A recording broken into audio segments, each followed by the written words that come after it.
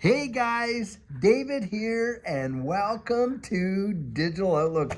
Guys, what an amazing busy day Judy and I had today. I kid you not, we have been just running around getting really ready for this Quantum Financial Summit, which is on March 8th and 9th. But guys, we're leaving on March 7th, and boy, we had to get some ducks in a row.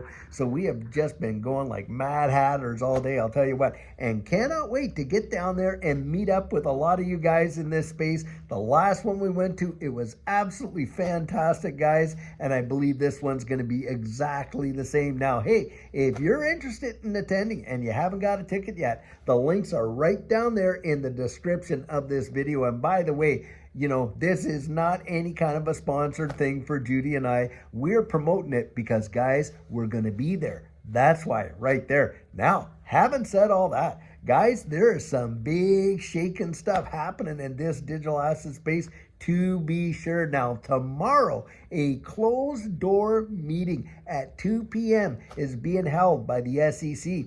And guys, do you know what's on the agenda? Well, I'll tell you right now. It's all about these litigated actions that they've taken and its settlement. It is right there on the agenda that they're talking about settling a lot of legal enforcement cases, and either that or resolving them completely. And in fact, guys, I'm going to put a link to the story right in this video so you can go read it for yourself. But it is right there in black and white. Now, isn't it kind of amazing that this meeting is happening, because they just had one very recently? So this isn't their routine monthly meeting that they all have. No, guys, this one is absolutely for all this litigation stuff. And it is, to me, it is no coincidence that, hey, here it is on March 6th, and then on March 7th, you're having Trump's crypto summit hosted by Trump. And get this, who's on the list? Hey, Brad Garlinghouse is going to be attending. Michael Saylor is going to be attending. Brian Armstrong is going to be attending.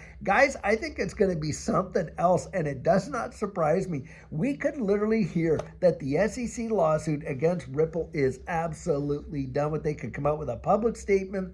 We don't know, but I'm thinking we're going to hear something soon, guys. And this is why I believe this closed door meeting is on there. And the agenda items are all about enforcement and litigation and the settlement of those cases. Boom, right there. This is not about new program, nor new policies, nor this, nor that. It is specifically on these things. And we've seen a number of these cases getting dropped, all the way from Gemini to Consensus, Coinbase, and Kraken, and you name it. So I think a lot of us have really expected that we are going to hear something on the Ripple versus SEC lawsuit, and we think it's going to be, really positive for certain in Ripple's favor, that's for sure. But guys, I think it could happen way sooner than some of us think. Now, I've thrown it out there before that because there's been a judgment in this case, that in my estimation, I believe the SEC is going to have to get together with Ripple, and they're going to have to come to some sort of agreement on this whole lawsuit deal. I certainly believe that the appeal could be dropped, but that they'll have to come to some agreement, which will have to go before Judge Torres again, because she maintained, she retained that jurisdiction over this case until August. So my expectation is they're going to come to some resolution, and then they're going to have to go before Judge Annalisa Torres to get it, to get it confirmed, to get it validated, and to get the court stamp of approval on it, because there's already been a judgment, and that will be quite amazing. But I do think we're going to hear something really, really soon, and I think that that's going to have major, major impacts for XRP. Don't kid yourself. Do you think that they'd be thrown out there that XRP will be part of a strategic crypto reserve with a massive lawsuit hanging over its head like it has over the last couple of years? Guys, I don't think so. And something else that I want to point out is this, and you can check these stats for yourself, but whales have gone out there, guys, and bought 1 billion XRP, I mean, $1 billion worth of XRP. That is truly mind blowing when you consider the environment and everything like that. And all these people coming out saying, oh, well, everything's going to take a nosedive. Oh, this, oh, that. Yet, guys, you got whales out there gobbling up XRP like absolutely insane. I mean, those are huge numbers. When you think of $1 billion of XRP, I mean, guys, look, do you think, by the way, that you and I, it's retail that moves this market? I come out and I share this all the time. It is not retail. It is not retail, guys, that moves the market the way in which it is. I mean, you're watching XRP trade into billions of dollars per day. It is truly mind-blowing, but that's what's going down. And that's institutional sales right there. That's institutional buying and selling right there. And of course, you got your market makers and all the OTC stuff. And yes, you do got the manipulation, the pumps and the dumps like we had just seen there, guys, where someone went out there and threw down, I think it was like a massive amount, and 50x leverage. And on top of that, did it just a short time before the announcement that Donald Trump had put out there about the whole, crypto strategic reserve and how XRP, Solana, and Cardano was supposed to be in there. And then when he came out and he was talking about the tariffs, how they were going to be in place on Tuesday, and that was going to be confirmed. Well, the same, person who made this, or the same wallet that made this trade, what ended up happening is they turned it from a long and turned it into a short and killed it also on the way down.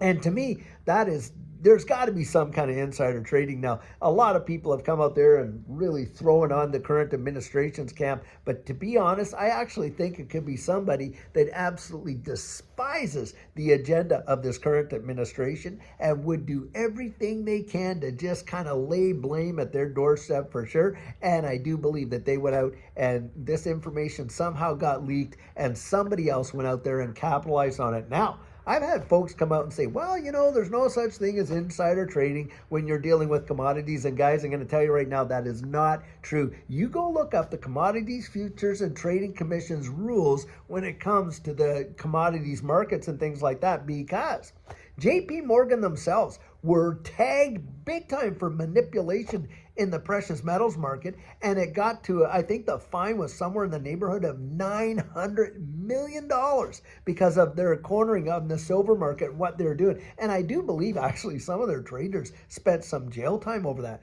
But there is no way, if it is really insider trading that happened, and it certainly, in my estimation, should be at least investigated, then yeah, there should be some penalties coming down, because it's that kind of stuff that just wrecks people in this space, right? You get this massive news, retail go in there and they think, you know what, now's my chance, I better have bought, and they get in there, and then all of a sudden the rug gets pulled like that, and that type of stuff, because we've seen this before, haven't we? I remember when it was, I think it was BlackRock, it was a rumor, it wasn't BlackRock who did it, but a rumor came out that BlackRock was actually going forward with an XRP ETF. Well, that caused the price to go bonkers.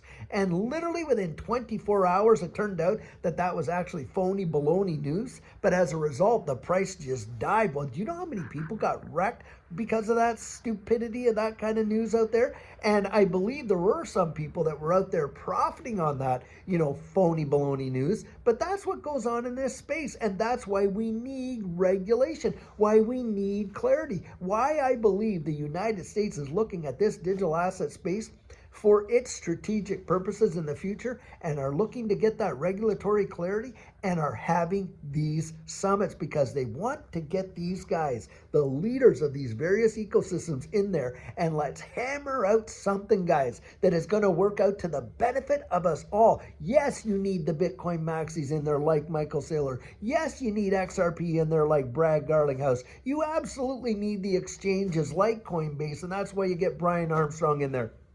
Guys, we need this perspective. And something else I'm going to say right now, we all need to get together. Like I said this morning, we all need to get together, and really those of us in this space, whether you're, a content creator or you've been participating in this space for years and years as an investor and you've been throwing your 2 cents out there, guys, we all have to get together if we want to see the infrastructure that we've all talked about for years. Then we have got to get together and move forward as one. United we stand, and yeah, definitely divided we fall. This infighting has got to come to an end. It is nonsensical, makes 0 sense, but that's what you got going down. And all the Bitcoin maxis, and even if you're an XRP maxi, now I talk about XRP all the time on our channel. That's what it's all about. But I am not an XRP maxi. I actually hold Bitcoin. I hold a little bit of Ethereum. I hold about 10 different other assets, guys,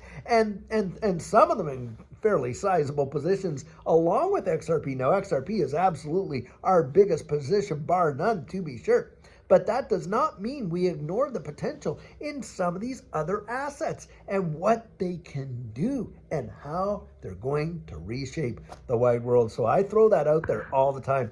So guys, I'll tell you what, lots to look forward to. I cannot wait to see what's going to come about tomorrow in this meeting. And I don't know if we'll even hear anything tomorrow, but I do think by Friday and certainly over the weekend, we could hear something big. And guys, I'll tell you what, I'm going to get myself to throw it out there. I'm going to make a prediction here. Now, I have no way of knowing this, none whatsoever. And I could be wrong. And if I am wrong, I'll own that. But I think that, if not by the weekend, by next week, we are going to hear something about this XRP lawsuit. And it's going to make us a lot of us really, really happy.